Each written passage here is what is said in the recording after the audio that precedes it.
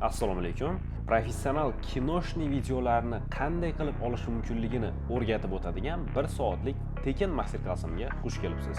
Bugun o'rgatib o'tadigan 10 ga yaqin videografiyadagi sirlar va top qoidalarni men o'tgan 5 yil ichida o'z tajribamdan va o'rganganlarimga asoslanaman. Va bu top qoidalar va strategiyalar menga global brendlar Jesse Lingard, Canva, Captions, CapCut, Magic AI, Vertex CGI, North Face va juda ko'plab boshqa brendlar bilan ishlash imkoniyatini yaratib berdi. Bundan tashqari 2023-yilda Italiyaning Milan shahrida men yaratgan video Fashion Film Festival Milanoda nomzodlikka tanlanib namoyish etildi. Shu sababli ushbu master-klass xoh siz videografiyada yangi bo'ling yoki o'rta darajadagi yoki juda ham yuqori darajadagi videograf bo'lsangiz ham sizga juda katta qiymat yaratib bera olishiga ishonchim komil. Va ushbu qoidalar va sirlarni o'rganganingizdan keyin bugunning o'zidanoq siz videografiyangizni keyingi darajaga olib chiqishingiz va ishonch bilan o'z brendingizni yoki marketing yoki o'z reklamalaringizni chiroyli qilib syomkalar qilishga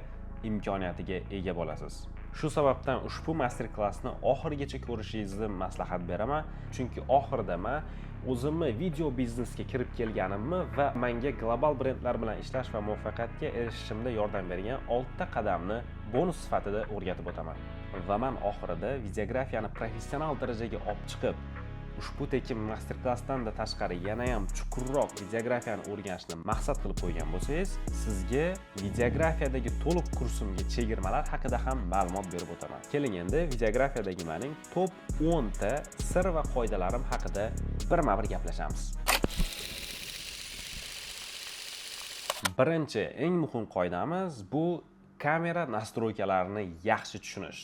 Xoh siz Sony ishlating yoki Canon yoki telefonda videoga oling yoki Red kamerada videoga olsangiz ham agar siz kameradagi eng bazaviy fundamental nastroykalarni to'g'ri ishlatishni bilmasangiz, siz hech qachon kinoshniy professional kadrlarni ola olmaysiz. Kamerada nastroykalar juda ham ko'p. Buni o'zini bir kitob qilsa bo'ladi, lekin sizlarga hozir kameradagi eng muhim nastroykalar haqida birin-ketin tushuntirib o'tiraman. Eng birinchisi, siz videolarni hamisha 24 fps da syomka qiling. FPS ya'ni frames per second bitta sekundda nechta kadr borligini, nechta rasm borligini aniqlashtirib beruvchi sozlama. Ishoning, bu juda ham muhim. Hattoki Gollywood kinolari ham 24 fps da olinadi. Nimaga desangiz, 24 fps da syomka qilingan paytida bu biz real hayotda qanday ko'rish qobiliyatimizga mos keladi va 24 fps da olingan paytda videolarda blur bo'ladi. Bu narsa bizning ko'zimizga juda ham yoqimli va to'g'ri ko'rsanadi. Lekin yangi boshlovchilarda eng ko'p qilinadigan xato bu 30 fps da olish. 30 fps da olganda plavni ko'rinadi sizga videolar, kadrlar, lekin buning eng katta muammosi videongiz xuddi axborot va yangiliklar uchun yoki uyda olingan videolarga o'xshab qoladi. Albatta, agar sizning maqsadingiz ataylab shu fps da olish bo'lmasa, hamisha kadrlaringizni 24 fps da olishingiz kerak. Lekin ba'zida ataylab men 60 frames per second da videoga olaman. Nimaga? 60 fps da olingandan keyin bu videoni siz montaj paytida sekinlashtirishingiz yoki slow motion yarata olishingiz mumkin bo'ladi. Misol uchun 60 fps da olingan videoni siz 24 fps ga aylantiradigan bo'lsangiz, montaj paytida bu sizga plavni juda ham chiroyli, sekin slow motion kadrini yaratib beradi. Agar men real hayotdagi voqealarni oladigan bo'lsam, shunchaki videolarni 24 fps da olaman. Ikkinchi muhim sozlamalardan biri bu picture profile. Ya'ni sizni kadringiz qanday ranglar ostida olinishi kerak ekanligi. Siz buni ixtiyoriy holatda o'zingizni olayotgan videongizni maqsadiga moslab to'g'rilab borishingiz mumkin. Albatta, Canonda, Sonyda bularni ko'rinishi har xil bo'lishi mumkin yoki nastroykalarda joylashuvi har xil bo'lishi mumkin, lekin barchasining vazifasi bir xil.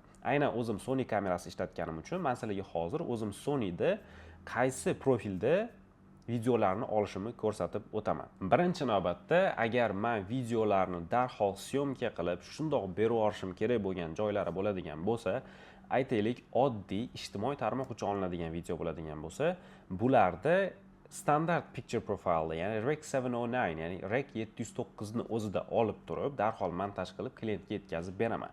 Albatta, bu videoning maqsadi va turiga bog'liq. Lekin asosan kommersiya yoki fashion yoki brend videolarini olayotgan paytda men o'zim Cine 4, ya'ni Cine 4 profilidan foydalanaman. Bu menga ranglarni avtomatik kamerani o'zi yaratib berganidan ko'ra, ranglarni montaj paytida o'zim bemalol o'zgartira olish imkoniyatini beradi.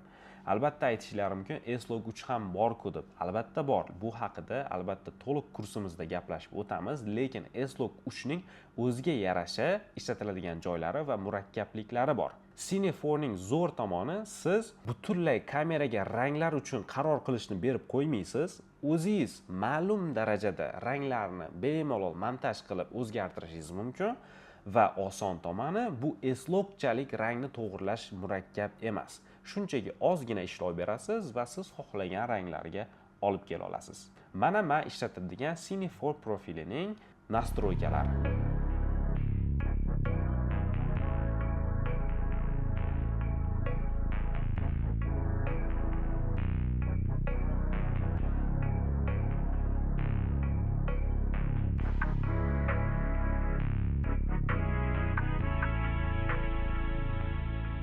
Va eng muhim eslab qolishinglar kerak bo'lgan narsa, agar sizni kamerangiz 8 bitda videolarga oladigan bo'lsa, hech qachon siz S-Log formatidan yoki RAW formatdagi ranglar profilidan foydalanmang. Chunki siz 8 bitli kamerada S-Logda oladigan bo'lsangiz, siz olayotgan kadrlarda ranglarni o'zgartirish uchun yetarlicha dynamic range bo'lmaydi va bu kadrni buzib qo'yadi. O'shaning uchun ham faqatgina sizning kamerangiz 10 bitda videoga olish imkoniyatiga ega bo'lsa, shundagina siz S-Log formatidan yoki RAW formatdan foydalanishingiz mumkin. Shu sababdan kamera sotib olayotgan paytingizda albatta qarang, sizning kamerangiz 8 bitda yozadimi yoki 10 bitda yozadimi. Aks holda siz 8 bitli videoda S-Logda olib qo'yib, keyinchalik ranglarni o'zingiz xohlagan darajaga olib kela olmasdan o'tirishingiz mumkin bo'ladi. Albatta ranglar va montaj haqida kursimizda batafsil gaplashamiz, lekin umumiy holda aytib o'tadigan narsam, agar siz montaj paytida o'z vaqtingizni tejamoqchi bo'lsangiz va sizga osongina ranglarni tiklay olish qobiliyatini beradigan profillardan foydalanishni xohlasangiz, Sonyda masalaga Cine 4 profilini o'zim aytib o'tgan nastroykalarda foydalanishingizni maslahat beraman. Keyingi so'zlamamiz bu white balance, ya'ni balans белого света. Bu narsa juda ham muhim. Men hech kimga avtomatik white balance da qo'yib syomka qilishni maslahat bermayman. Buning juda katta muammolari bor. Siz kadrda agar bitta yorug'likdan ikkinchi yorug'likka olib turib video syomka qiladigan bo'lsangiz, sizning ranglaringiz avtomatik tarzda o'zgarib ketadi. Chunki siz kameraga aytib qo'ygan bo'lasiz, videodagi oq ranglarni oqligini o'zing qaror qil deb qo'yasiz va bu kamera o'zi qaror qilishi har bitta sizning kadringizda o'zgarib ketadi va montajda siz bir xil darajada ranglar bera olmaysiz. Shuning uchun har biringizga siz ruchnoy tarzda ranglarni, white balance'ni to'g'rilab o'rganishni maslahat beraman. Albatta bu haqida ham kursda batafsil ichiga kirib hammasini batafsil tushuntirib o'taman, lekin hozir umumiy tarzda aytib o'tadigan bo'lsam, agar siz ko'chada kunduz kuni quyosh yorug'ligi ostida syomkalar qilayotgan bo'lsangiz, albatta siz o'zingizni white balance kelvinini 5600 dan 6000 gacha oraliqda foydalanishingiz mumkin bo'ladi. Lekin agar siz ichkarida, xona ichida syomkalar qilayotgan bo'lsangiz, ushbu xonaning muhitiga qarab turib, siz 3200 kelvindan 4000 kelvingacha bo'lgan yorug'lik darajasida white balance'ni sozlab qo'yishingiz mumkin. Xullas, white balance, ya'ni balans белого светani asosiy maqsadi sizni kadringizda oq rangni oq rang qilib ko'rsatish. Buning uchun siz o'zingizni videoyingizda bitta kadringiz ichida oq rangni topasiz va harakat qiling, ko'zingiz bilan o'shani oq rangni natural, biz mana real hayotda ko'radigan darajadagi oq rangga olib kelishni maqsad qiling. Shundagina siz white balance'dan to'g'ri foydalangan bo'lasiz. Yana bitta siz qochishingiz kerak bo'lgan avtomatik sozlamalardan biri bu ISO. ISOni hech qachon siz syomka paytida avtomatikka qo'yib sozlamang. Mana bu joyda misol uchun siz 3 ta rasmni ko'rishingiz mumkin. Ikkala chetdagi rasmda ISO avtomatik tarzda ma'lum bir obyektga yoki subyektga qarab turib fokus qaratilgan. Shu sababdan ham ranglar to'laligicha buzilgan. o'rtadagi holatda esa ISO to'g'ri ruchnoy tarzda sozlangan va ranglar hammasi biz xohlagandek natijaga erishilgan. Kamerangizda siz o'zingizni kadringiz juda ham ekspozitsiyasi yuqori bo'lib ketgan yoki ekspozitsiya juda qorong'u bo'lib ketganligini bilish uchun siz histogramdan foydalanishingiz kerak bo'ladi. Agar sizni kadringiz juda ham overexposed, ya'ni ekspozitsiya juda ham yuqori bo'lib ketgan bo'lsa, yorug'lik juda ham ko'payib ketgan bo'lsa, unda histogram o'ng tomonga qarab og'ib ketgan bo'ladi. Agar sizni kadringiz juda ham qorong'u bo'ladigan bo'lsa, unda sizni histogramingiz chap tomonga qarab og'ib, chap tomonda ko'proq belgilarni ko'rib turasiz. Aksincha siz ekspozitsiyani to'g'ri balansda saqlamoqchi bo'lsangiz, siz histogrammadagi shaklni o'rtaroqda saqlashga, balansda saqlashga harakat qilishingiz kerak. Ko'pchilik yangi videograflar aynan shunga e'tibor qilmasdan kadrdagi ba'zi bir joylarni haddan tashqari exposed qilib yuboradi, ya'ni ekspozitsiyasini oshirib yuboradi yoki ba'zi joylarni juda ham qorong'u qilib yuboradi. O'shaning uchun hozir tushuntirilgan narsalarga e'tibor qiling. Va bundan tashqari kursda biz boshqa turli xil instrumentlar orqali kadrdagi ekspozitsiyani to'g'ri sozlashni o'rganib o'tamiz. Keyingi gaplashadigan kameradagi fundamental nastroykalardan biri bu shutter speed, ya'ni выдержка. Buni biz kamerada FPS darajasiga qarab turib belgilaymiz. Ya'ni agar biz 24 FPS da yozadigan bo'lsak, albatta 48, 2 barobar undan ko'proq, ya'ni unga yaqinrog'i 50 выдержкада syomka qilishimiz kerak. Va bu bizga ko'zlarimiz o'rgangan eng tabiiy ravishdagi motion blurni yetkazib beradi. Yana bir muhim nastroykalardan biri bu diafragma, ya'ni aperture. Diafragma haqida keyingi qoidalarimizda batafsilroq gaplashamiz, lekin bitta oltin qoida: agar siz o'zingizni kadrlaringiz orqa fonida blur yetarlicha chiroyli bo'lishini xohlasangiz, unda siz diafragmani eng past darajada saqlashingiz kerak. Albatta, kamerangiz obyektivi qanchaga ko'tara olsa o'shanchaga va bundan tashqari shutter speedni, ya'ni выдержкani ham past darajada saqlashingiz kerak bo'ladi. Albatta, FPS ga mos ravishda. Lekin bu ikkalasini ham pastda saqlash uchun sizga yorug' kunlarda ND filtr kerak bo'ladi. Shaxsan o'zim Kiev Concept'ning VND filtrini ishlataman va bu filtrning zo'r tomoni bunda yorug'lik darajalarini siz o'zingiz xohlagancha ko'paytirishingiz yoki kamaytirishingiz mumkin bo'ladi. Bundan tashqari standart ND filtrlardan tashqari polarized ND filtrlar ham bor. Bularning asosiy farqi polarized ND filtrlarda yorug'likdan keladigan отраженияларni bemalol u to'sib bera oladi. Shu sababli ham olayotgan kadringizga muvofiq ravishda siz ND filtr standartni o'zini tanlashingiz mumkin yoki polarizedni tanlashingiz mumkin bo'ladi. Bu paytda sizga suv yuzasidagi отраженияларni qaytarishga yoki yuzingizga tushayotgan quyosh yorug'ligini отражениясini kamaytirishga polarized ND filtr juda ham yordam beradi. Xullas, bulardan asosiy maqsad siz kamerangizdagi ruchnoy nastroykalardan foydalanishni o'rganishingiz kerak va maqsadda bular sizga kinoshniy professional kadrlarni olishga yordam beradi. Ikkinchi kinoshniy kadrlarimiz uchun qoida bu yorug'lik. Yorug'lik, ya'ni lighting bu videografiyadagi eng muhim faktorlardan biri va ko'p yangi videograflar buni nazardan chetda qoldirishadi. O'shaning uchun men hamisha aytaman, kamerani qo'lingizga olib, nastroykalarni tushunib, to'g'rilab olganingizdan keyin sizni keyingi qadamingiz albatta kadringizdagi har bir yorug'lik detallariga ahamiyat berish va ularni to'g'rilab chiqish. Misol uchun ushbu kadrda sizlar ko'rishingiz mumkin, yorug'lik qanchalik darajada sizni kadringizga ta'sir qilishi mumkin. Va mana keling ushbu sirni tushuntiraman, nimaga ushbu kadrda yorug'lik chiroyli kontrastni yaratib bergan. Birinchi sababi bu, men yorug'likni kadrdagi obyektdan 45 gradus bir tomonga burib va undan boshidan sal ozgina teparoqda joylashtirganman. Bu esa sizga kadrni xuddi 3D o'lchamga ega ekandek ko'rsatadi. Bundan tashqari yorug'likni bunday joylashtirish bizda Rembrandt yorug'ligini yaratib beradi. Va bu yorug'likdan foydalanish metodi butun bir Gollivud kinolarida ham juda ham mashhur. Bu metodda biz obyektning ko'zining bir tomonida kichik uchburchak shaklini yorug'lik orqali yaratamiz. Va yorug'lik orqali biz kadrda bir qancha ko'rinishlarni yaratishimiz mumkin. Albatta bu videoda barcha yorug'lik turlari haqida gaplashib o'tmaymiz. Buni to'liq kursimizda gaplashib o'tamiz. Lekin asosiy maqsad siz kadringizda kontrastni saqlashingiz va qachon yumshoq yorug'liklardan va qachon qattiq tushib turadigan yorug'liklardan foydalanish kerakligini bilishingiz kerak bo'ladi. Bundan tashqari siz yorug'lik orqali ham ranglar kontrastini yaratishingiz mumkin bo'ladi. Ya'ni sizni obyektingizni o'zini yuzini rangi agar oranjiy rangga yaqinroq bo'ladigan bo'lsa, oranjiy rangda ranglar spektrida qarama-qarshi rang bu ko'k rang. Orqa fonga mana bu kadrda biz ko'k rang qo'yganmiz va bu chiroyli kontrastni yaratib bergan. Va bu bizga kadrda asosiy obyektimizni ajralib turishiga imkon yaratib beradi.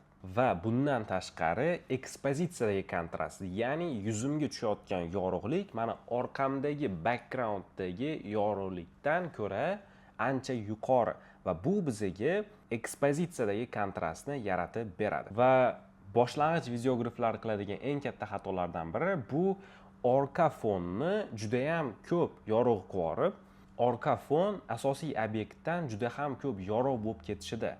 Bu paytda sizga asosiy fokus ko'rayotgan odamda orqa fonga bo'lib qoladi va obyektingiz sizda qorong'u rangga kelib qoladi.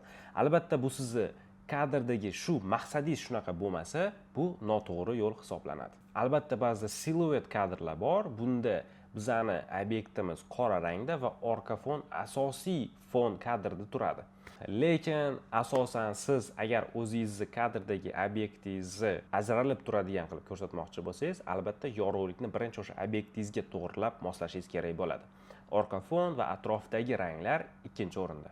Va boshlang'ich videograflarda qiladigan yana bitta xatolardan biri bu yorug'likning yo'nalishi. Ba'zida yorug'likni joylagan paytda videograflar uni xato joydan joylab qo'yishadi va bu bizga umuman kerak bo'lmagan, hattoki horror movielarda, qo'rqinchli kinolarda qilinadigan kadrlarga o'xshab ko'rinib qoladi. Endi ko'pchilik aytishi mumkin, "Xo'p, men kadrimni chiroyli qilish uchun har xil yorug'liklarni sotib olishga imkoniyatim yo'q. Oddiy tabiiy yorug'likdan qanday foydalanib chiroyli kadrlarni chiqarish mumkin?" deyishlari mumkin. Bunday holatda ham men sizlarga ushbu qoidalarga amal qilishingizni so'rab qolaman. Birinchisi, agar siz tabiiy yorug'lik ostida syomka qilayotgan bo'lsangiz, unda kunning qaysi vaqtida syomka qilayotganingizga e'tibor qilishingiz kerak. Va kunning eng chiroyli vaqtlari bu golden hours, ya'ni ertalab quyosh chiqishi oldidan va kechqurun quyosh botishidan oldingi vaqtlar. Nimaga desangiz, aynan bu paytlarda quyosh osmonda pastroqda turadi va sizni obyektingizga yorug'lik to'g'ridan-to'g'ri tikka holatda tushmaydi.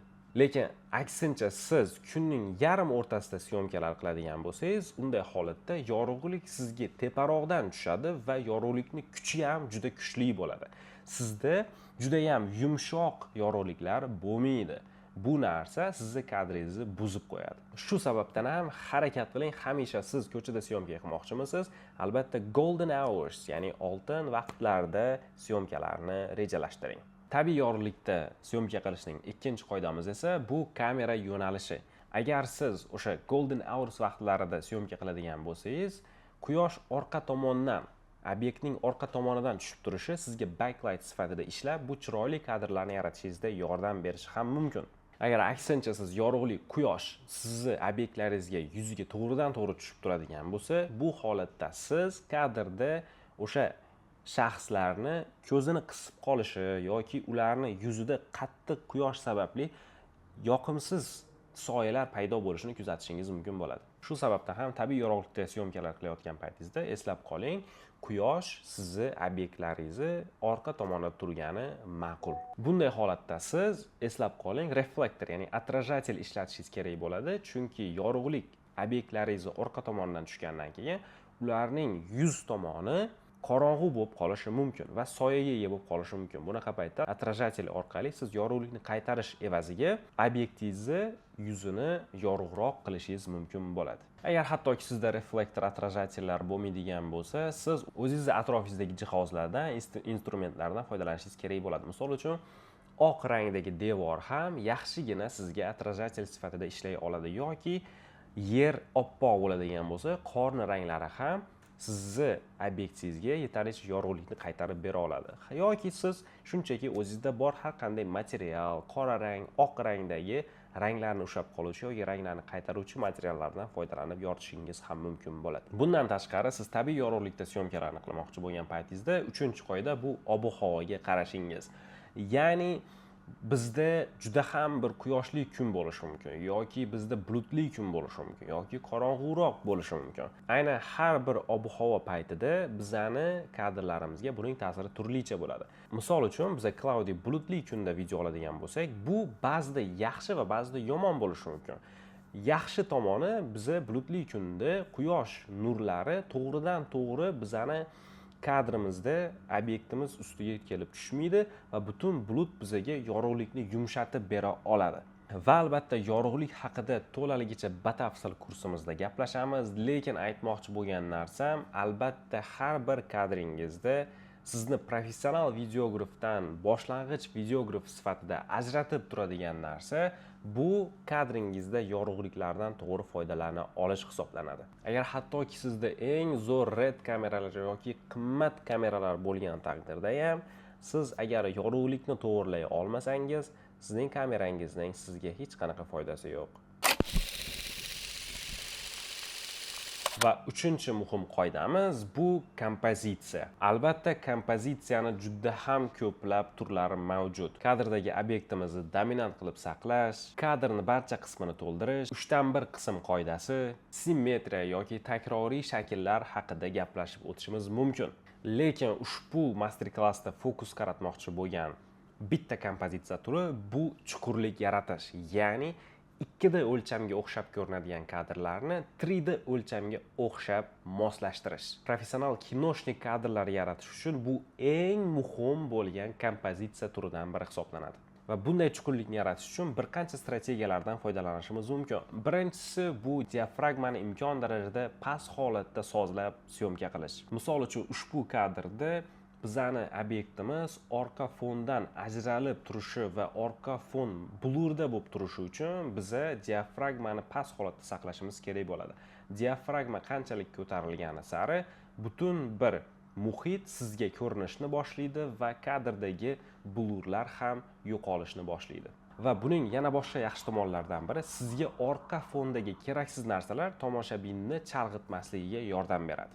Shuningdek, hamisha ham past diafragmada syomka qilish sizga o'sha siz xohlagan kuchli blur orqa fonni yaratib bera olmasligi mumkin. Albatta, bunday holatlarda siz obyektingiz orqa fondan uzoqroq joylashgan bo'lishi kerak. Agar uzoq joylashgan bo'lsa, unda albatta orqa fon sizga blur sifatida ko'rinadi, obyektingiz esa kadrda ajralib turadi. Ya'ni sizning kamerangiz orqa fonga nisbatan obyektingizga ko'proq yaqinroq bo'lishi kerak. Va kompozitsiyada chuqurlik yaratadigan yana bitta yo'llardan biri bu planda hamisha nimanidir qoldirish va o'rtada obyektimiz va orqa plan bo'lishi. Bu holat sizga butun bir kadrni 3 ta hajmga ega ekandek ko'rsatadi. Ya'ni sizning kadringizda bir nechta qatlamlar bo'lishi kerak. Shundagina kompozitsiya 3D chuqurlikka ega bo'ladi. Chuqurlik yaratishning yana bir qoidasi bu kadrda yetakchi chiziqlardan foydalanish. Kamerada leading lines, ya'ni yetakchi chiziqlar bu kompozitsiyaning asosiy usuli bo'lib, unda kadrdagi tabiiy yoki sun'iy chiziqlar, misol uchun yo'llar, panjaralar, daryolar, devorlar tomoshabinning diqqatini asosiy obyektga yo'naltirish uchun foydalaniladi. Keyingisi bu kamera harakatlari. To'g'ri kamerani harakatlantirish orqali siz hikoyangizni yanada ham chiroyliroq tasvirlab berishingiz mumkin bo'ladi. Videoda men asosan quyidagi kamera harakatlaridan ko'p foydalanaman. Ayniqsa sizda gimbal bo'ladigan bo'lsa, ya'ni stabilizator bo'ladigan bo'lsa, ushbu kamera harakatlari juda ham plavniy, chiroyli chiqadi. Birinchisi bu push in dolly harakati, ya'ni siz kamerani obyektga qarab yaqinlashtirishni boshlaysiz. Bu kamera harakati asosan sizga lokatsiyani ochib berishga, oddiy tripodda statik olingan kadrlarni chiroyli qilishga xizmat qiladi. Ikkinchi kamera harakati esa bu pull out, ya'ni bu push inni teskarisi. Bu safar siz kamerani orqaga qarab tortib ketasiz. Va bu kamera harakati odatda videolarni oxirida kadrni, butun hikoyani tugatish uchun foydalanish mumkin. Uchinchisi bu parallax movement, ya'ni parallax kamera harakati. Bu meni eng sevimli kamera harakatlarimdan biri hisoblanadi. Buni qanday amalga oshirish mumkin? O'zingiz bir tomonga harakatlanayotgan paytda kamerani qarama-qarshi tomonga harakatlantirasiz va bu bizga chiroyli parallax ko'rinishni yaratib beradi. Bunday holatda xuddi bizning obyektimiz bitta joyda turibdi-yu, orqa fon o'zgarayotgandek ko'rinadi. To'rtinchisi esa rise up, ya'ni ko'tarilish. Kamerani sekin pastda o'tirgan holatda tepaga qarab sekin, asta-sekinlik bilan qo'limiz bilan ko'tara olganimizcha tepaga ko'taramiz. Bu bizga xuddi dronlarda olingandek kadrni ko'rsatib berishi mumkin. Keyingisi reveal, ya'ni yashirin narsani ochib berish. Bu holatda biza kameramizni oldida front planda, oldingi planda qandaydir obyekt saqlaymizda va asosiy obyektimizni orqa fonda ko'rsatish uchun sekin kamerani bir tomonga burib asosiy kadrimizni ochib beramiz. Keyingi kamera harakati bu tilt down, ya'ni pastga tushirish. Siz oldiniga tepa qismda, bu osmonda yoki binoni tepa qismida qanaqadir qiziqarli narsa ko'rsatish orqali sekin asta pastga kamerani tushirasiz va asosiy obyektingizni ko'rsatasiz. Odatda bu harakatni men push in bilan, ya'ni oldinga yurish kamera harakati bilan birga qo'shib ishlataman. O'shanda kadringiz yana ham chiroyliroq, yana ham qiziqarliroq chiqadi. Keyingisi unga qarama-qarshi bo'lgan kamera harakati bu tilt up, ya'ni tepaga ko'tarish kamera harakati.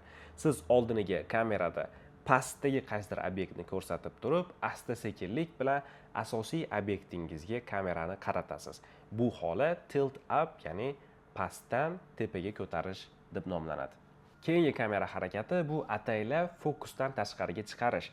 Ya'ni siz o'zingizni kadringizdagi asosiy obyektni oldiniga fokusda ko'rsatmay turasiz, blurry bo'lib turadi va asta-sekinlik bilan ularga yaqinlashtirib, ularning yuzini yoki obyektning asosiy qismini ko'rsatasiz. Bu out of focus camera movement, ya'ni out of focus kamera harakati deb nomlanadi. Keyingisi tracking kamera harakati, ya'ni siz o'zingizni obyektingizni yonboshdan, oldi tomondan yoki orqa tomondan kuzatib, u bilan birga harakatlanasiz. Bularning turlari albatta lead tracking, side tracking, oldidan, yonboshdan, orqa tomondan kuzatib borib harakatlari bo'lishi mumkin. Bunday holatda siz obyektingizni kamerada bir xil joyda saqlab turasiz va ularning orqasidan, yonboshidan yoki old tomonidan ular bilan birga kuzatib harakatlanib borasiz. Keyingi kamera harakati bu plavniy transition kamera harakati, ya'ni siz kamerani ikkita kadrni bir-biriga bog'lab olish uchun ma'lum bir tarafga harakatlantirasiz va o'rtadagi uzilishlarni asosiy kadrni bog'lovchi sifatida foydalanasiz. Misol uchun kadr oldidan mashina o'tib ketishi mumkin yoki nimadir daraxtlar bir-biriga o'xshab ketishi mumkin yoki devor orqasida qanaqadir qorong'ulikda kadrlar bir-birini ustiga to'g'ri kelib qolishi mumkin. Xuddi shu holatda birinchi va ikkinchi olgan kadrlaringizni bir-biriga bog'lab ketasiz. Keyingi kamera harakati bu pastdan olinadigan kamera harakati. Bunday holatda siz o'zingizni obyektingizni dominant qilib ko'rsatib borib, unga turli xil boshqa kamera harakatlarini qo'shishingiz mumkin. Push in yoki tracking. Hammasi kadrni chiroyli qilish uchun. Xullas, mana shu 10 ta eng ko'p foydalanadigan kamera harakatlari bilan sizlar bilan ulashdim. Bulardan to'g'ri foydalanish sizni videolaringizni chiroyli, emotsiyaga boy va energiyaga boy qilib ko'rsatadi. Bundan tashqari ko'pchilik videograflar video olgan paytida kadrlar juda ham tebrangan bo'ladi. Albatta, ba'zi kadrlarga tebranish qo'shish bu juda ham chiroyli chiqariladi, lekin keraksiz paytida, ya'ni plavniy video bo'lishi kerak paytida tebratishni ishlatish bu sizni hikoyangizni buzib qo'yadi. Bundan tashqari ko'pchilik gimbalni o'zi bo'lsa bo'ldi, hamma videolarim chiroyli tekis chiqadi deb o'ylashadi, lekin aslida unaqa emas. Gimbalni to'g'ri sozlab turib ishlatsangizgina undan maksimal darajada foydalanishingiz mumkin.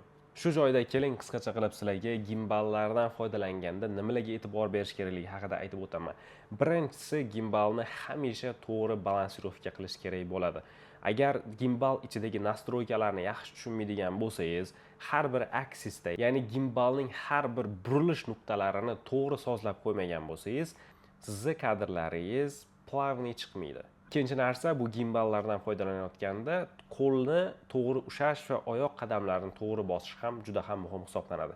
Uchinchi narsa, bu gimbal bilan foydalanayotgan paytingizda sizni obyektivingiz qancha katta bo'lsa va obyektivni juda ham yaqinlashtirib oladigan bo'lsangiz, sizni har bir kichik harakatlaringiz tebranishlarga sabab bo'ladi.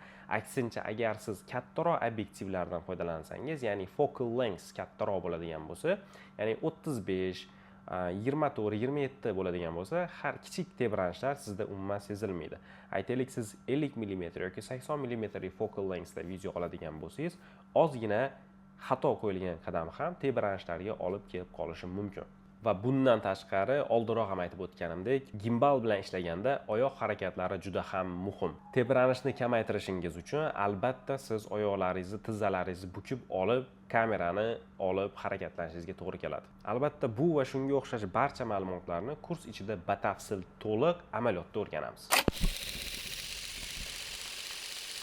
Va storytelling va hikoyaning yana bir qismlaridan biri bu montaj. Ko'plab chiroyli hikoyalarning yakuni montajda bo'ladi.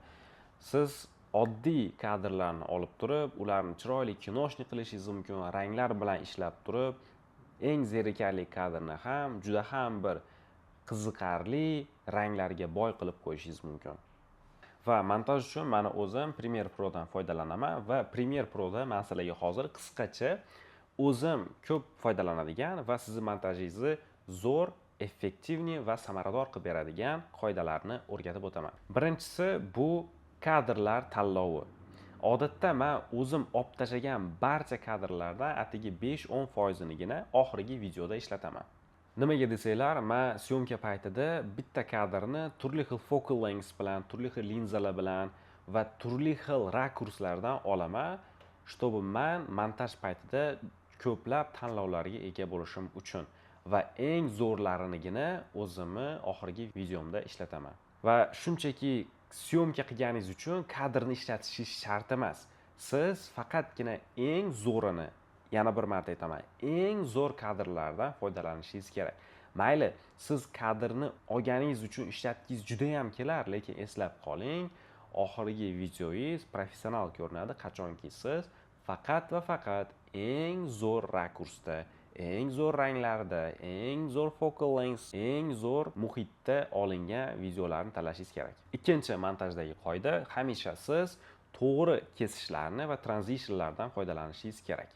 Misol uchun, ko'pchilik keraksiz joylarda zoom transitionlarni ishlatadi yoki keraksiz joylarda jump cutlar qilib tashlaydi. Bu narsa tomoshabinni chalg'itib qo'yadi va sizni videolaringizni juda ham noprofessional qilib ko'rsatadi. Va keling, men sizlarga hozir kinolarda eng ko'p qo'llaniladigan 12 ta kesishni, ya'ni cutni o'rgatib o'taman.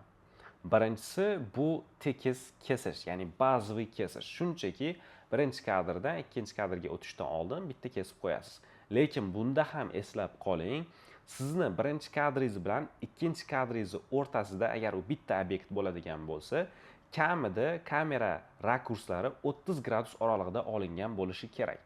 Yokida siz kadrlar orasida kamerangizdagi focal lengthni o'zgartirgan bo'lishingiz kerak.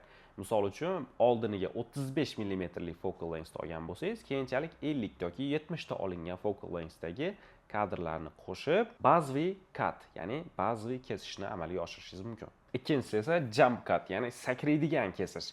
Bu agar siz o'zingiz maqsadli ravishda foydalansangiz, vaqtni tez o'tayotganligini ko'rsatib beradigan kesish hisoblanadi. Lekin buni xato ishlatib qo'ysangiz, bu shunchaki tomoshabinni zeriktirib, chalg'itib qo'yadi. Uchinchisi esa L cut, ya'ni L kesish. Bu nima degani? Siz dialoglar paytida birinchi kadrda gapirilayotgan audioni ikkinchi kadrning boshlanishiga ozgina o'tkazib qo'yasiz. Honey, I'm home. Why are you so late? Bu esa L kesish hisoblanadi. To'rtinchisi esa L cutning teskarisi, ya'ni J cut. Bu safar siz ikkinchi kadrda boshlanadigan audioni birinchi kadrni boshlanishiga ozgina qo'shib qo'yasiz va xuddi bu J shaklidagidek J cut, J kesish hisoblanadi. Now we need to arrange insurance. I had a long day. Can you do it? Beshinchisi esa actionlarda kesish, ya'ni tezkor harakatlar paytida kesib qo'yish. Ya'ni kadrda nimadir tezkor o'tib ketishi mumkin, keskin ravishda, yoki kadrga suv sachlashi mumkin, yoki kimdir ekranning oldidan o'tib ketishi mumkin. Shunaqa paytlarda siz action paytida kesishdan foydalanishingiz mumkin. Ya'ni harakat bo'layotgan paytda kesasiz. Oltinchisi parallel voqealar paytida kesish. Ya'ni hikoyangizda bir paytning o'zida bo'layotgan ikki xil hikoyani birga qo'yib kesib ketish. Yettinchisi esa turli kadrlarni o'zaro kesish. Ya'ni Videoda bir-biriga bog'liq bo'lmagan ikki xil kadr birga bog'lanib ketiladi. 8-kesish esa bu match cut, ya'ni siz bir-biriga o'xshash harakatlarni bir-biriga moslab kesasiz. 9-si bu smash cut, ya'ni kutilmagan kesish. Bunda siz qandaydir bitta kuchli harakat bo'lib turgan paytda, energiya bo'lib turgan paytda birdaniga sokin, chiroyli bo'lgan kadrga o'tib ketish kesishi hisoblanadi. 10-si esa crossfade, ya'ni bu Premiere Pro'ning o'zida ham maxsus shunday tranzitioni bor. Bitta kadrdan ikkinchi kadrga o'tishda siz qorong'ulashtirish yoki yorug'lashtirishdan foydalanasiz. Bu kesishdan juda ham ko'p foydalanishni maslahat bermayman. Bu faqat keragida bir ikkita joylarda ishlatib ketiladi. 11-si esa kamera harakatida kesish, ya'ni kamerani bir xil tomonga burgan paytingizda ikkinchi kadr ham xuddi shu burilish bilan boshlanadi. Bu esa sizga silliq kadrlar tutashuvini yaratib beradi. 12-chi kesish turi esa bu ko'rinmas kesish, ya'ni kadringiz oldida to'laligicha qora rang, to'laligicha oq rang yoki nimadir kamera oldidan o'tib ketgan momentlardan foydalanib chiroyli qilib tutashuvlarni amalga oshirish. Bu holatda xuddi sizni ikkita kadringiz bitta unikal kadrdek tuyuladi. Albatta bu kesishlar va montaj jarayoni haqida kursimizda batafsil noldan barchasini ko'rsatib, to'lig'icha o'rgataman. Va bularni aytib o'tishimning asosiy maqsad siz montaj jarayonida qanday kesishlardan foydalanayotganingizni biling va ko'pchilik yangi boshlovchilar qiladigan xatolarni, ya'ni keraksiz joyda keraksiz transition, keraksiz katlardan foydalanib, chiroyli olgan kadrlaringizni montajda buzib qo'ymang. Bundan tashqari montajdagi muhim qoidalardan biri bu tsvetokorreksiya, color grading. Bu haqida esa kursimizda noldan batafsil o'rgatib o'taman. Umid qilamanki, shu yergacha o'rgatganlarim barchasi sizni videografiyangizni va storytelling, videolarda hikoyalar gapirib berishingizni keyingi darajaga chiqarib bera oladi. Har qanday olinadigan bilim undan keyin qilinadigan amaliyot bilan haqiqiy natijaga chiqadi. O'rganish bu passiv jarayon. Agarda siz o'rganganlaringizni amaliyotda qo'llaydigan bo'lsangiz, bu aktiv, faol jarayonga aylanadi. Shuning uchun ham sizdan ushbu master-klassda o'rganganlaringizni barchasini amaliyotda darhol bugunoq qo'llab ko'rishingizni maslahat beraman. Kamera nastroykalarini sinab ko'ring. Telefoningizda bo'lsa ham kompozitsiyalardan foydalaning. Montaj jarayonida audiolarga, sound dizaynlarga barchasiga e'tibor qiling. Va albatta o'zingizni o'rganganlaringizdan bitta real namuna video tayyorlang. Shunday qilib, men ushbu master-klassdagi qoidalar orqali sizlarga o'z tajribamni ulashdim va umid qilaman, barcha qoidalar sizlarga amaliyotda qo'l keladi. Va qolgan barcha qoidalarni offline tekin master-klassimda quyidagi sanalarda o'rgatib o'taman. Ungacha esa maxsus Telegram kanalimizga qo'shiling va barcha yangiliklardan xabardor bo'lib turing. Sizni offline master-klassimda kutib qolaman. Albatta har bir sohadagi kabi siz o'z bilimingizga va sohangizga investitsiya qilishingiz kerak. Va ishonch bilan ayta olamanki, ushbu kurs sizni videografiya sohasida professional bo'lishingizga va o'zingizni o'sib rivojlanishingizga katta yordam beradi. Keling endi sizlarga kursimizda nimalar o'rgatilishini tushuntirib o'taman. Ushbu kursdan asosiy maqsad sizlarni noldan professional videograflikkacha olib chiqish. Bizda birinchi modul bu instrumentlar va jihozlar moduli hisoblanadi. Bu yerda biza qanday kameralarni sotib olish kerak, kamera sotib olayotganda nimalarga e'tibor qilish kerak, obyektiv sotib olayotganda nimalarga e'tibor qilish kerak, foto lens olish kerakmi, prime lens olish kerakmi yoki zoom lens olish kerakmi, bular haqida, qanday filtrlardan foydalanish kerak, stabilizator qandayini sotib olishingiz kerak, mikrofonlar va barcha jihozlar haqida batafsil gaplashib o'tamiz. Ikkinchi modulimiz bu texnik modul hisoblanadi. Bu yerda biza kameraning barcha nastroykalari, balans belovi svetani qanaqa to'g'irlash, picture profile'larni qanaqa to'g'irlash, standart profili, log profillar qanday foydalanadi, frame rate'lar nima, ekspozitsiyalardan qanday foydalaniladi, выдержка, diafragma, ISO'lar nima va ulardan qanday foydalaniladi, barchasi haqida o'rganamiz.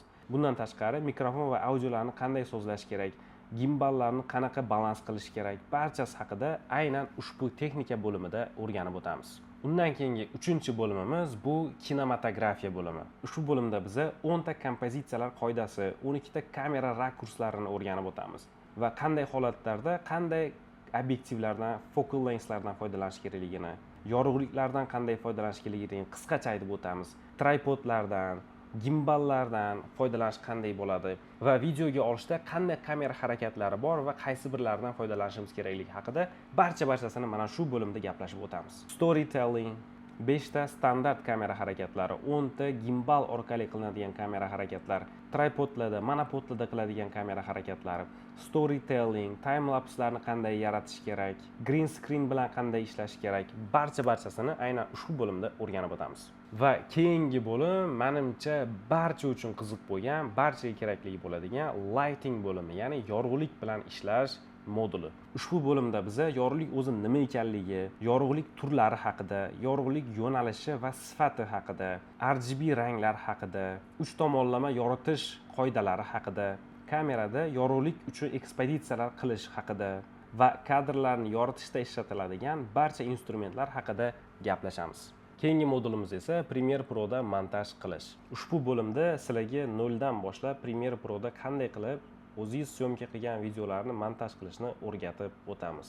Va keyingi muhim bo'limlardan yana bittasi bu video biznesi moduli. Ushbu bo'limda men sizlarga videolaringizni qanchaga narxlashingiz kerak, qanday paketlar ko'rsatishingiz kerak, xaridor bilan qanday kontraktlar tuzish kerak, qanday kelishuvlarni amalga oshirish kerak, yo'nalish tanlayotganingizda bir xil yo'nalishdan ketgan yaxshimi yoki uni diversifikatsiya qilgan yaxshimi, videolarni oxirgi etapda qanday yetkazib berish kerak va o'zingizni qanday reklama qilishingiz kerakligi haqida batafsil gaplashib o'tamiz. Va albatta kursimizning eng muhim qismlaridan bittasi bu amaliyot. Biz ushbu kursimiz davomida va kurs tugaganidan keyingi oylarda biz to'laligicha barchasini amaliyotda bajaramiz. Ya'ni har bitta yo'nalish va sohaga biz o'zimiz uchun portfolio yaratamiz. Har bitta sohada videolar olamiz va men sizlarni videolaringizni analiz qilib, kamchiliklari haqida gaplashamiz, birga syomkalarga ham chiqamiz va chiroyli kinoshniy kadrlar olishni amaliyotda o'rganamiz. Biz sizlar bilan kommersiya videolar olishni, podkast videolar olishni, product videolar olishni, sayohat videolar olishni va juda ko'plab sohalarda videolar olishni amaliyotda o'rganamiz. Ushbu kursga men o'zimni 5 yillik tajribamni barchasini tizimli ravishda jamladim va ishonchim komil, ushbu kurs sizning videografiya sohasidagi muvaffaqiyatingizga asosiy resurs bo'lib qoladi. Kursimizga qo'shilish orqali siz videograflar jamiyatiga ega bo'lasiz. Ya'ni siz bilan bir xil fikrlaydigan, bir xil maqsadda ketayotgan odamlar atrofida harakat qilasiz, o'zingiz rivojlanasiz va kamchiliklarni o'rganib, insightlar, real case'lardan olib, o'rganib rivojlanasiz. Va qiziq ma'lumot sifatida shuni aytib o'tamanki, tadqiqotlar shuni ko'rsatadiki, odamlar o'rgangan narsasini 1 soat o'tgandan keyin 50% informatsiyasini unutib qo'yar ekan. 24 soat vaqt o'tganidan keyin esa o'rgangan ma'lumotlarning 70%ni unutar ekan. Va 1 hafta o'tganidan keyin esa o'rgangan ma'lumotlarning 90%ni unutib qo'yar ekan. Agar bu ma'lumotlar qayta takrorlanmasa va amaliyotda qo'llanilmasa. Shuning uchun master-klassda o'rganganlaringizni bugunoq qo'llab ko'ring. Shunday qilib, men ushbu master-klassdagi qoidalar orqali sizlarga o'z tajribamni ulashdim va umid qilaman, barcha qoidalar sizlarga amaliyotda qo'l keladi va qolgan barcha qoidalarni offline tekin master-klassimda quyidagi sanalarda o'rgatib o'taman. Ungacha esa maxsus Telegram kanalimizga qo'shiling va barcha yangiliklardan xabardor bo'lib turing. Sizni offline master-klassimda kutib qolaman. Hammaga omad.